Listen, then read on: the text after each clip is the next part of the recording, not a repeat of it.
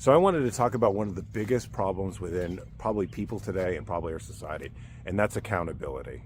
So I think that there are a lot of people in our society who do not take accountability for their actions. And there's a lot of reasons for that. That's neither nor here nor there. That's a different subject for a different video.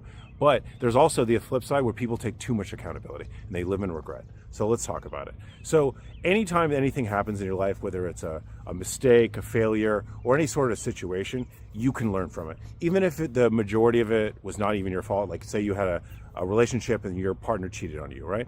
What can you learn from that situation? Even though you may not have been the one who did most of the wrong in the situation, but what could you've learned to identify the red flags before you got there? All right, and this can be applied to a lot of different things: relationships, business deals, partnerships. You can learn almost anything from any situation, no matter how much you participated in the issue that brought you to that situation. Right. So the most important part is you analyze the situation, figure out what went wrong, what you learned from it, and here comes the most important part: forgive yourself and then move on.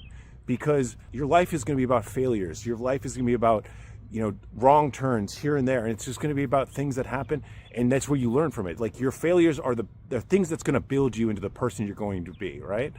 But then there's the flip side, right? There's people who live in regret, who concentrate on their failures and the bad things that happen to them and never forgive themselves, and they never move on. And if you live in the past and dwell on your mistakes and regrets, you're going to be depressed.